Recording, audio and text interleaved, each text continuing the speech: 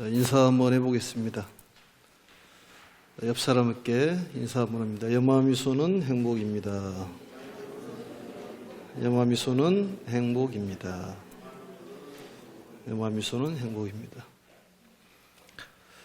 저번 시간에 부처님께서 이 사바세계에 오신 목적이 일대사 인연의 목적을 갖고 오셨다고 말씀하셨습니다. 이 일대사 인연이라는 것은 대승의 법화경을 열어 보이시고 법화경의 크나큰 가르침을 통해서 일불승의 도리를 깨달아서 부처님의 지견에 들어가게 해주기 위해서 이 사바세계에 오셨다 이렇게 말씀하셨습니다. 그 말씀은 당신과 똑같은 그런 자식들을 위해서 당신과 같은 그런 행복자를 만들어주기 위해서 이 사바세계에 오셨다. 그러한 깊은 뜻이 담겨져 있습니다. 또 우리는 부처님의 제자로서 부처님의 행복을 전해야 될 권리와 의무가 있습니다. 부처님의 가르침을 전하는 것은 포교인데 최고의 보시는 포교 수행입니다. 부처님께서 이 오탁악세에 출연하셔서 우리에게 기쁨을 주시고 또 편안함을 주시고 행복을 주기 위해서 이 사바세계에 오셨듯이 우리도 역시 많은 사람들을 이익되게 하고 또 편안하게 하고 행복을 주는 그러한 포교의 일에 앞장서야 될 것입니다. 왜냐하면 주변 사람들이 또 주변이 건강해야지만이 내가 건강해질 수가 있습니다. 또 옆집 사람이 편안해야지만이 나도 편안해질 수가 있습니다.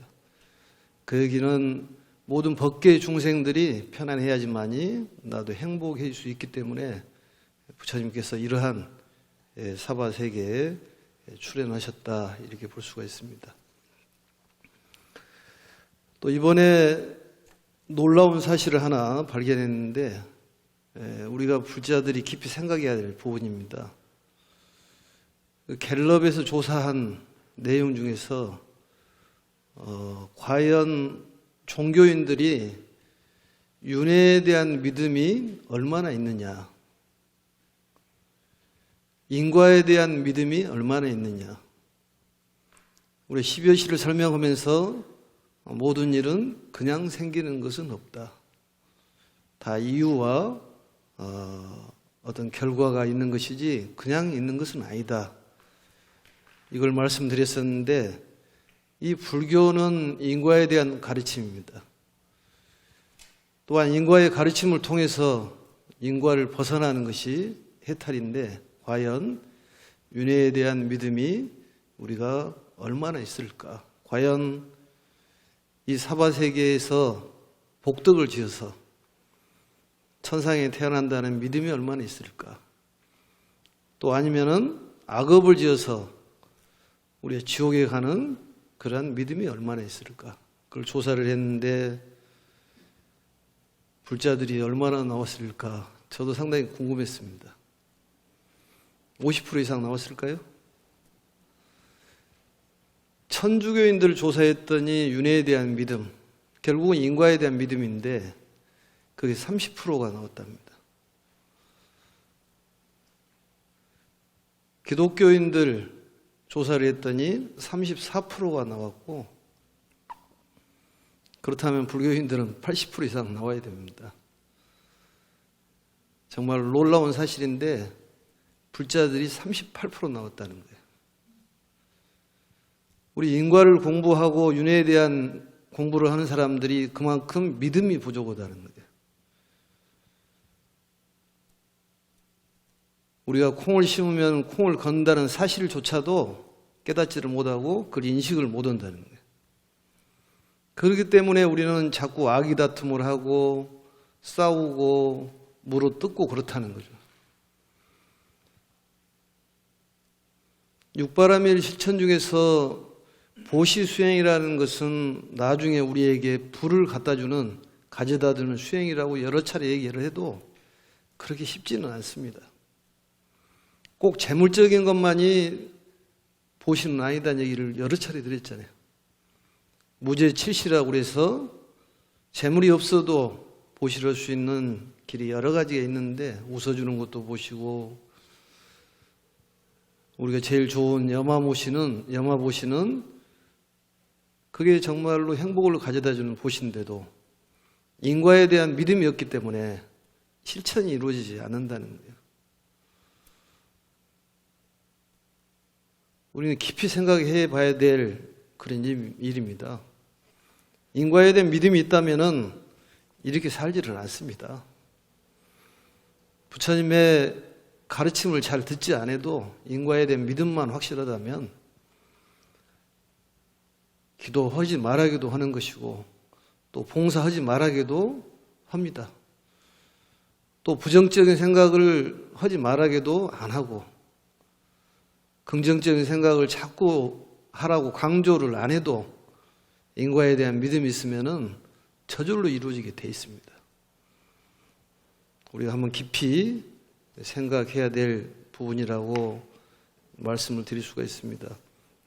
오늘은 91쪽을 한번 보시는데, 저번 시간에 계시 오입에 대한 말씀을 드렸었습니다.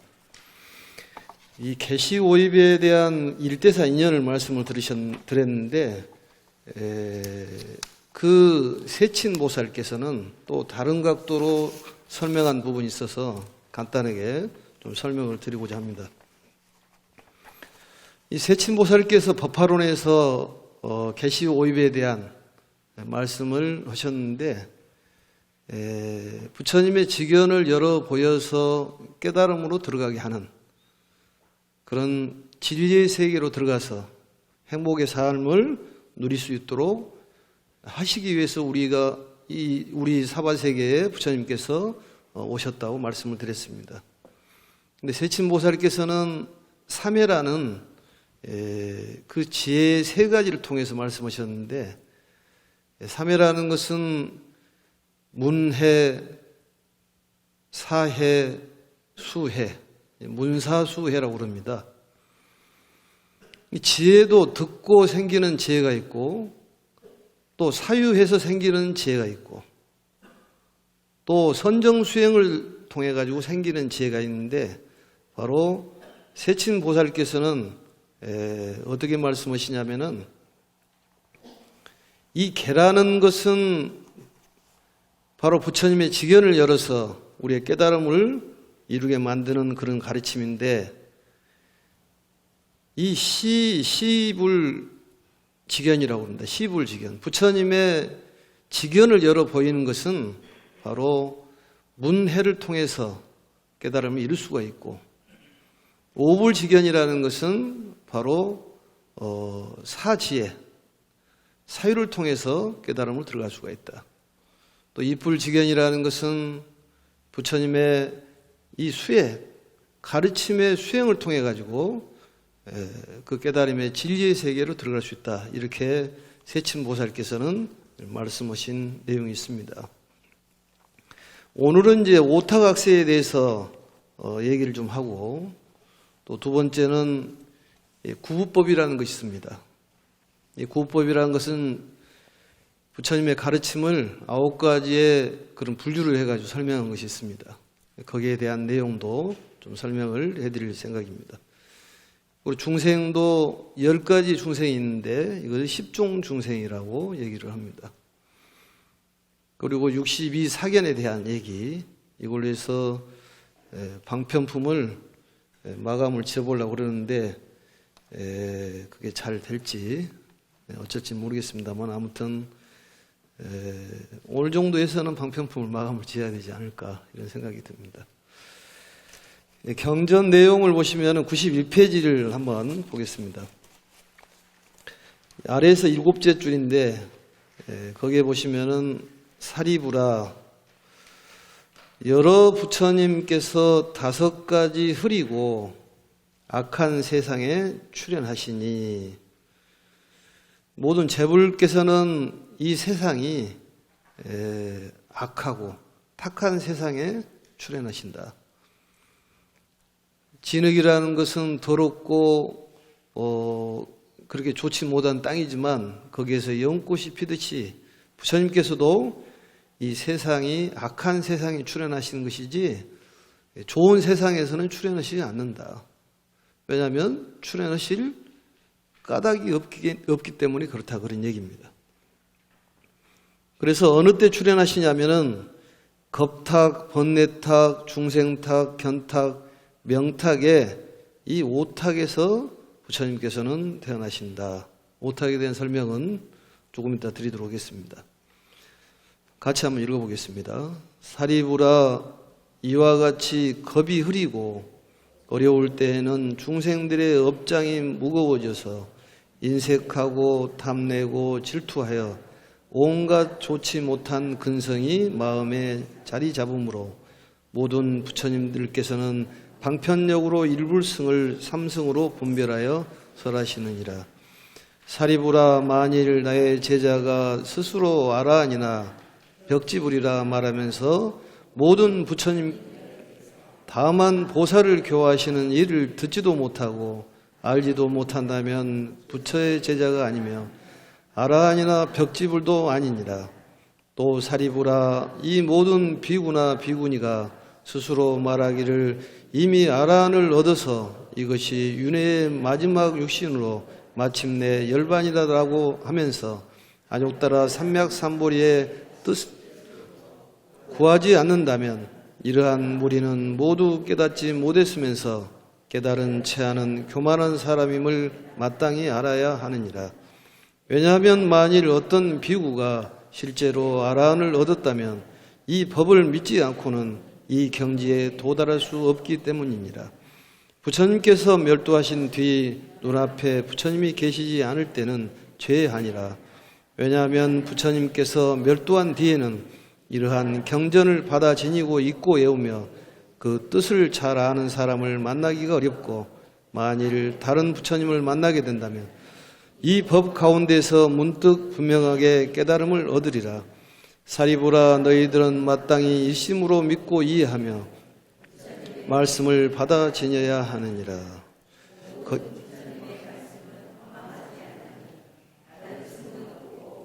일불승만 있느니라. 거기까지. 부처님이 계시지 않을 때는 바로 경전이 중심이 돼야 되기 때문에 그 시점에서는 제한다, 이런 얘기입니다. 이 법화경을 듣지 못했다면은 아라한이나 벽지불이 아닐 것이다. 반드시 법화경을 통해서 성불의 길로 가는 것이다, 이런 말씀입니다. 이 오탁악세에 대한 얘기가 나왔는데 이 오탁악세에 대해서 조금 우리가 생각을 해보는 시간으로 갖겠습니다. 오탁악세라는 것 중에서 오탁이라는 말은 이 타락한 세상을 5가지로 말하는 것을 오탁이라고 그렇게 얘기합니다. 오탁악세. 그러니까 세상이 어지럽고 어떤 질병, 또 기아, 또 거릇된 견해라든지 또 번뇌가 많고 마음이 저열하고 또 수명이 항상 우리는 불안합니다. 이것을 바로 오탁악세라고 얘기하는데 첫 번째가 겁탁입니다. 겁탁이라는 것은, 겁이라는 것은 우리가 여러 차례 들었죠. 겁이라는 얘기는. 이 불교에서 가장 긴 세월을 겁이라고 그럽니다. 가장 짧은 시간을 뭐라고 하는가요? 찰나라고 합니다. 찰나. 겁이라는 것은 반석겁, 겨자겁에 비유를 하는데 사방 80리, 그러니까 이 종행으로 80리 되는 바위덩어리가 있다고 했을 때 우리들께서 이제 천상에 태어날 것 아니에요? 앞으로. 우리 고향은 원래 천당이었습니다. 그런데 거기서 잘못된 짓거리를 하다 보니까 이쪽으로 미끄러져 떨어진 거예요. 그건 조금 이따 말씀을 한번 드리겠습니다. 천상에 태어나가지고 한 3년에 한 번씩 내려와가지고 그 사방 80리. 80리면은 48에 32, 32km 되는 겁니다. 3년에 한 번씩 내려와가지고 옥기수로 살짝 스치고 가가지고 그 바위 덩어리가 다 다르면은 1급이라는 거지. 얼마나 오래 걸리겠습니까? 이 책상이 있는데 이 책상을 3년에 한 번씩 와가지고 우리 김보살님께서 옥기수로 살짝 스치고 가서 왔다 갔다 하면 이거 언제 달겠어요? 이게. 아주 가장 오랜 세월을 겁이라고 해요. 경상도 말식으로 한다면 억수로 많은 세월. 전라도 말로 얘기하면 겁나게 많은 세월입니다. 쉽게 말하면 말할 수 없이 겁나게 많은 세월이에요. 이 겨자겹이라는 것은 뭐냐면 또 사방 80리 되는 이 통이 있는데 여기 서울에서 32km 정도면 어디까지 되려나 모르겠어요. 곤지암 정도 될지 모르겠습니다만 그러면 위로 옆으로 큰 통이 있는데 거기에 겨자씨를 담아놓고 그것도 한 10년에 한 번씩 하나씩 가져가는 거예요. 뭐 언제 그게 다 다를까요? 그게? 그걸 겨자겁이라고 얘기하고 큰 바위를 비유해서 말씀하는 것은 반석겁이라고 얘기합니다. 아무튼 이렇든 저렇든 간에 겁이라는 것은 굉장히 오랜 세월을 얘기한다. 이걸 기억하시면 되고 찰나는 가장 짧은 시간을 찰나라고 해요. 75분의 1초를 찰나라고 한다고 그러는데 눈 깜짝할 사이. 또 우리가 가장 빠른 것을 어떻게 비유를 하냐면 개눈 감추듯이 이렇게 얘기합니다. 집에서 키우는 강아지가 아니라 보니까 바다에 개를 가지고 이게 느린 속도로 이게 찍었는데 그 속도가 어마어마한 빠르답니다. 개눈이. 그리고 개눈 감춘다고 그러는데 정말로 눈 깜짝할 사이에 그 짧은 시간을 찰나라고 해요. 찰나, 짧은 시간에 90급이 왔다 갔다 한다는 거예요. 우리 생각은 어마어마한 속도를 갖고 있고 양을 가지고 있습니다. 우리 마음이라는 것은 삼천대천 세계를 담아도 남는다는 거예요.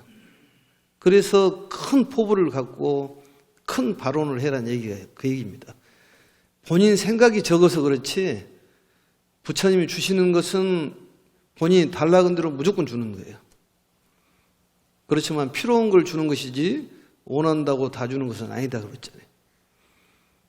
위험한 물건들은 주라고 해서 안 주는 것이죠. 사실 남편을 위해서 기도하면서 남편이 다리가 부러졌으면 좋겠다. 이렇게 기도한다고 그래가지고 들어주는 것은 아니에요. 속마음은 그런 마음이 없거든 사실은. 그러니까 부처님은 이미 다 알고 안 들어주는 것이지. 그래서 원트냐 니드냐 원하는 것이냐 필요한 것이냐 필요한 걸 주신다고 말이죠. 찰나지간에 모든 일이 이루어진다니까요. 3세가 왔다 갔다 하는 거예요. 우리 마음이 크기로 얘기한다면 어마어마하고 속도도 어마어마하고. 근데 겁이라는 것은 이 시대의 탁함. 이 시대의 탁함이라는 것은 전쟁이라든지 질병 또 배고픔 기아를 뜻하는 거예요. 그게 겁탁이라니까. 나 혼자만 잘해서 되는 것이 아니라 시대의 흐름도 상당히 중요하다는 것이지. 이 시대의 흐름이라는 것은 나 혼자 살 수가 없는 그러한 영향을 받는다는 것입니다. 그게 겁탁이에요. 두 번째는 이제 견탁인데 견탁이라는 것은 그릇된 견해를 얘기하는 것입니다. 사람마다 보는 견해가 다 달라요. 이 견탁을 오리사라고도 얘기를 하는데 이 사라는 것은 사라는 것은 번뇌를 뜻하는 거예요. 날카로운 번뇌 5가지라는 얘기인데 이 보는 견해가 다 다르다는 거예요. 우리가 일수사견이란 말을 하잖아요. 물을 보는데 물고기는 편안한 집으로 본다는 거예요. 아귀는 더러운 오물 피로 본다는 거예요. 그럼 물을 뿌리면은 그게 정리가 되잖아요. 일세 동방 결도량, 이세 남방 득청량, 3세 서방 구정토, 4세 국방 영양각. 다란이 기도를 하면서 물을 이렇게 떠놓고 청수를 떠놓고 다란이 기도를 해가지고 동남서북으로 물을 뿌리면은 도량이 정리가 된다 그래요. 천수계획 나왔지 않습니까? 그걸 활용할 수 있어야 됩니다. 이사를 가서도 이렇게 물을 뿌리면 돼. 다란이를 기도를 하고 그 다란이경에 보면 그게 얘기가 나옵니다. 이사 가면은 오방내에 안이 제신진을 해야 돼요. 동남, 서북, 중앙, 오방에 있는 모든 신들 내외기 때문에 안과 밖을 얘기하면 십방이 됩니다. 십방에 있는 모든 신들을 편안하게 하는 진원이 오방내에 안이 제신진원이에요. 그럼 이사를 간다든지 또 사무실을 옮긴다든지 아니 묘를 쓴다든지 이럴 때 오방내에 안이 제신진원을 해야 된다니까. 그리고 물을 다란이 기도를 하고 물을 뿌리는 거예요. 그럼 도량이 정리가 되는 거지. 부처님의 가르침을 활용을 못해서 그렇지 활용을 하면 쓰임새가 참 많습니다. 사람이 지혜가 생긴다는 거지. 이 견탁이라는 것은 그릇된 견해. 물을 보더라도 물고기는 집으로 보고 아귀는 오물로 보고 극락에서는 물을 볼 때 유리로 본다는 거예요. 유리라는 것은 보석입니다. 다이아몬드 또 사파이어 이런 걸 본다는 거지. 그래서 물 위로 걸어가는 것이 아니라 유리 위를 걸어가는 거예요. 그래 바닥이 온통 보석으로 되어 있다니까. 우리가 가장 귀하게 여기는 다이아몬드는 우리는 걷고 다니는 거예요. 그쪽 가면은.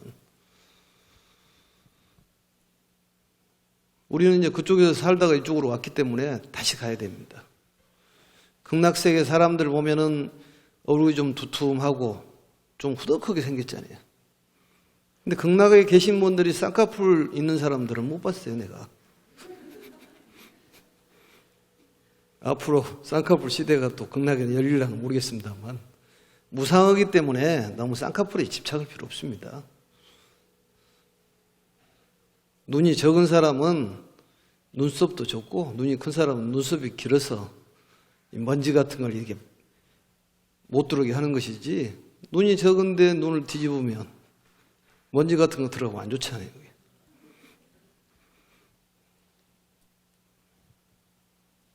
그래서 극락에서는 유리로 본다는 거예요. 유리로. 그럼 우리는 뭘로 보는 거예요? 물을 뭘로 봐? 물로 보는 것이지. 뭐 어렵게 생각할 것 없습니다. 뭘 물어보면 복잡하게 머리를 돌리는데 복잡하게 생각할 것 없어. 그래서 같은 물을 보더라도 네 가지로 보듯이 사람마다 견해가 다르는데 이 볼 때 안 좋은 쪽으로 본다는 거죠. 그래서 모든 부분을 내 생각대로 보는 것을 뭐라고 하냐면 신견이라고 그럽니다. 그걸 다른 말로 하면 악견이라고 그래요. 두 번째는 뭐냐면은 변견이라고 그래서 변견이라고 하면 변두리 변자예요. 극단적인 생각, 극단적으로 본다는 거예요. 어떤 안 된다. 이것은 될 수가 없다. 이렇게 보는 것을 바로 변견이라고 그럽니다. 세 번째는 사견이라고 그러는데 그릇된 견해예요. 모든 걸 안 좋은 쪽으로 부정적인 견해를 갖고 보는 거예요. 사람 얼굴을 볼 때도 너는 왜 그렇게 생겼니? 안 좋게 보는 거예요. 네 번째는 견치견이라고 해서 이 세 가지 신견, 변견, 사견 이러한 것들이 진실이 아니다고 집착하는 견해를 바로 견치견이라고 얘기합니다. 그 다음에 다섯 번째는 계금치견이라고 그러는데 계금치견이란 말은 그릇된 잘못된 금지된 계율을 취하는 잘못된 계율을 바르게 생각하고 그걸 어떤 책으로 본다든지 바르게 보는 것을 바로 계금치견이라고 합니다. 좀 어렵기는 어렵습니다만 우리가 그러한 삶을 살고 있기 때문에 단어 정리만 하면은 쉽습니다. 그 다음에 번뇌탁이라는 것이 있는데, 번뇌탁이라는 것은 근본적인 번뇌는 탐진치예요.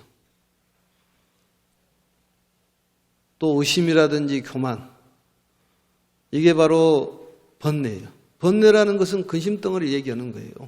근심, 걱정이 번뇌예요. 큰 나무가 있는데 그 나무가 쓰러져서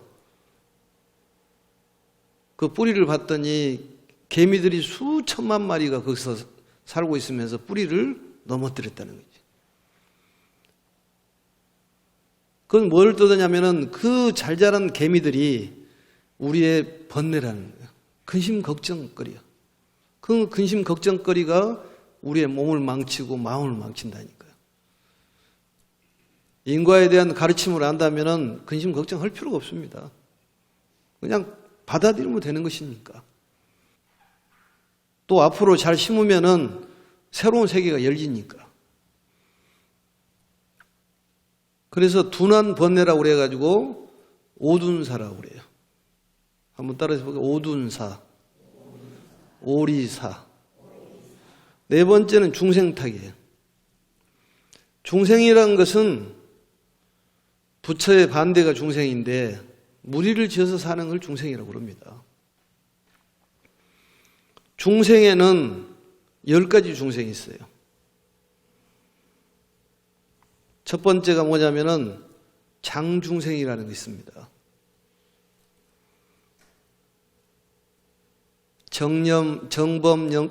정법념경에 나오는 내용입니다만, 육도윤회를 하는데 오랫동안 육도윤회를 하는 중생을 장중생이라고 해요.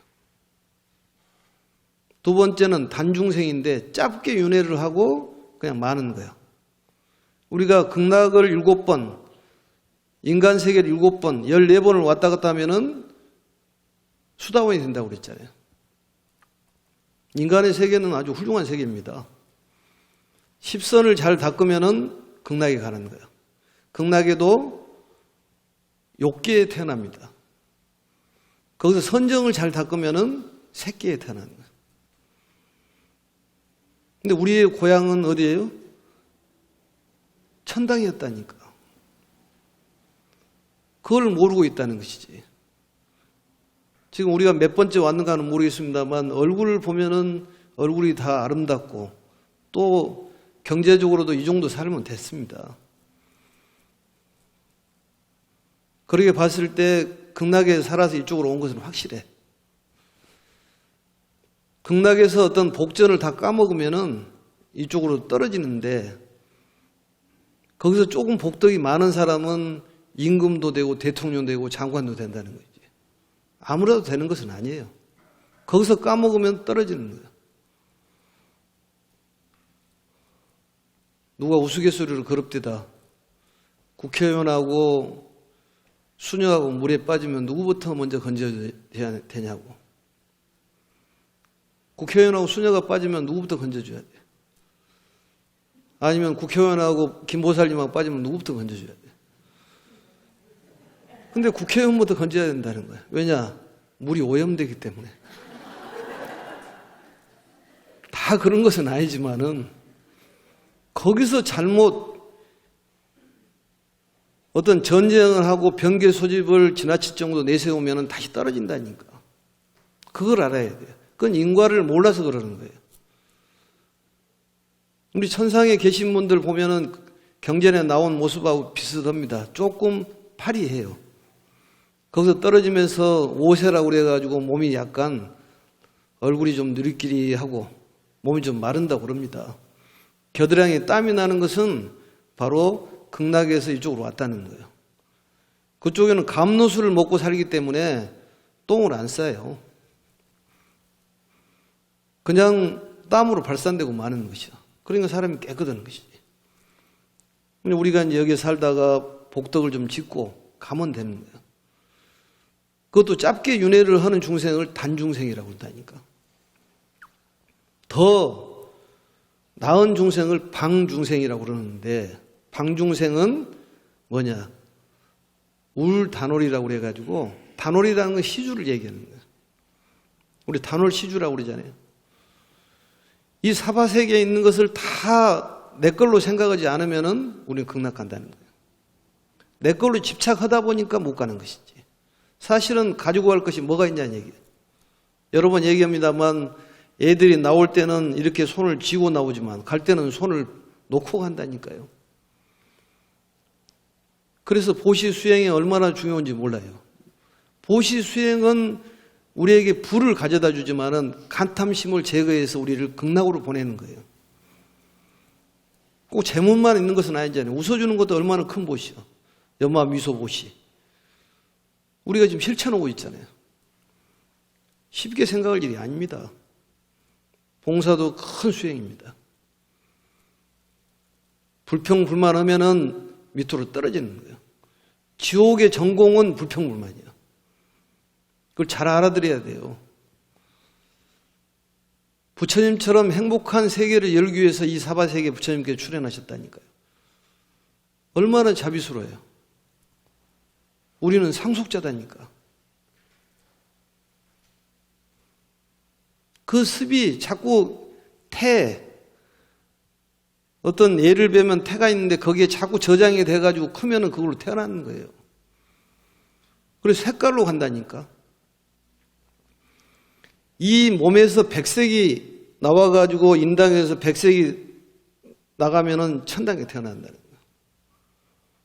흑색은 지옥이라는 거예요. 사람이 우울하고 암울하다 이 얘기는 그 마음이 지옥이라는 얘기 아니겠습니까? 요즘 상가집 가니까 검정색을 입는데 어느 때인가는 모르겠습니다만 옛날에는 전부 하얀 소복을 입었어요. 그래서 물어보니까 때 같아서 그렇다네요. 때 같아서. 왜냐하면 대회를 하기 때문에 자꾸 빨 수가 없으니까 검정색을 한다는 거예요. 검정색은 지옥이라니까. 지금 옷을 얘기하는 것은 아니에요. 옷을 얘기하면 또 옷 다 벗고 하얀 옷만 입고 다니면 또 안 되니까 옷을 얘기하는 것은 아니고 그 색깔대로 가는데 백색은 어디냐? 천상이에요. 검정색은 지옥이라니까. 빨강색은 뭐냐? 다툼을 뜯었기 때문에 축생으로 태어난다는 거예요. 황색은 얼굴이 누리끼리 하는 것은 못 먹어서 그렇기 때문에 아기로 태어난다는 거예요. 우리 몸에서 그 기운이 나온다는 것이지. 밝은 빛이 나오고 하얀 기운은 항상 좋은 기운이에요. 그래서 하얀 기운이 정수리로 들어온다 이렇게 생각을 하고 마음을 먹고 또 부처님의 미간 백호에서 광명이 나온 것을 우리가 자꾸 관하면은 우리는 극락세계로 간다고 그랬지 않습니까? 84,000의 부처님을 배웠고 극락세계에 간다는 거예요. 부처님의 미간 백호상은 열반 사덕이 다 갖춰져 있는 것이기 때문에 그 백호의 불사만 해도 모든 걸 다 모신 것이라니까. 불상 조성 공덕이 나옵니다. 방편품의 개송에 보면은 집이 생기고 부자가 된다는 거예요. 불상 조석이. 거기 방편품에 보면 나무불 이렇게만 해도 성불한다고 그러잖아요. 모래에다가 그림만 그려도 성불한다는 거예요. 그걸 인업이라고 그럽니다. 그게 원인이 된다는 것이지. 그리고 이제 원중생이라는 것이 있는데 원중생은 지옥, 악이, 축생, 아수라를 계속적으로 네 곳에서 윤회하는 중생이 있어요. 그 다음에 자색의 색깔을 갖고 있는 중생은 바로 아수라의 중생이라고 그렇게 얘기합니다. 또 삼각중생이라는 것이 있는데 삼각중생은 뭐냐? 우리가 아무것도 하지 않고 그냥 멍하니 있는 것을 무기라고 그래요. 선도 짓지 않고 악을 짓지도 않고 가만히 있는 거예요. 그럼 그대로 머무는 것이지. 발전이 없다는 거지. 사실은 태보도 발전입니다. 개구리가 한 발짝 뒤로 물러서는 것은 앞으로 뛰기 위해서 그러기 때문에 퇴보도 사실은 발전이에요. 아무것도 안 하고 있으면 그대로 머무는 거예요. 그걸 삼각중생이라고 해요. 그래서 이 중생의 자질이 저하되는 그러한 것을 중생탁이라고 합니다. 뭐든지 못해요. 뭘 하세요? 못해요. 그게 입이 붙어가지고 그게 아이가 크는 태처럼 거기 자꾸 성장을 하면은 우리는 당연히 그게 커지는 것이지. 좋은 쪽으로 항상 입력을 시켜야지만이 태가 성장을 할 것 아니냐 그런 얘기입니다. 0.1mm 한 치도 어떤 나쁜 생각을 하면 안 됩니다. 우리 성불은 멀더라 하더라도 우리가 극락에서 살아봤던 그 관록이 있기 때문에 우리는 거기에 갈 수 있는 소양이 충분히 있다니까요. 그리고 우리가 마음을 편안하게 먹으면 얼마나 행복해요. 남을 욕하고 시기 질투하면은 그 시기 질투한 사람이 힘든 것이 아니라 내가 힘드는 거예요. 성냄이 많으면은 전쟁이 일어나는 것이고 탐이 많으면은 기아가 일어나는 거예요. 굶주린 것이다 그 말이죠. 지옥 세계에 가면은 숟가락이 한 4m 된다고 그랬잖아요. 극락에 가도 숟가락이 4m 된다는 거예요. 근데 지옥의 사람들은 아주 꽉 말랐다는 거죠. 극락 사람들은 살이 토시토시 쪄 있고. 그럼 왜 그러냐? 본인 혼자 먹기 위해 탐내기 때문에 마른다는 거지. 못 먹지. 숟가락이 기는데 어떻게 먹냐 그런 얘기예요. 극락은 서로 먹여준다는 것이지. 결국은 탐심이 많으면은 배고픈 것이지. 나눌 줄 알아야지.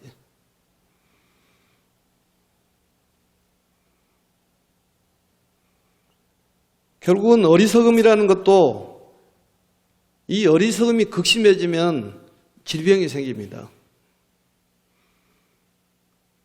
그래서 이러한 중생의 마음을 부처님의 직연을 통해서 행복한 세계로 인도하는 가르침이 바로 법화경이라는 사실을 우리는 깨닫고 많은 사람에게 전달해야 됩니다. 그게 우리가 부처님께서 그 행복한 가르침을 듣고 우리가 보답한 길은 많은 사람을 행복하게 해야지만이 내가 행복하는 거예요. 아내가 행복하고 남편이 행복하고 부모님이 행복하고 자식이 행복해야지만이 내가 행복하는 거예요. 그 다음에 5번째는 명탁이에요. 명탁이라는 것은 수명이 탁하다는 거예요. 우리 목숨이 위험스럽다는 얘기입니다. 뭐 교통사고 또 여러 가지 재앙이 많잖아요. 낙타 구경도 못 했는데 뭐 메리스가 와가지고 우리를 덮치고. 나는 낙타 구경도 못 했습니다. 여기서 한 200m도 안 되는 데서 메리스가 와가지고 난리였잖아요. 그것은 전부 통해 있다는 것이지. 수명의 위험을 받는다니까. 그러니까 항상 마음을 편안하게 하고 긴장을 풀어야 돼요. 한번 따라서 긴장, 풀자. 숨을 쭉 들어 마시면서 긴장, 내쉬면서 풀자. 이거 호흡 명상이라고 그럽니다. 긴장, 풀자를 매일 반복적으로 해야 돼요. 왜냐? 우리는 너무나 긴장 속에 살아가기 때문에 좀 이완을 시킬 필요가 있습니다.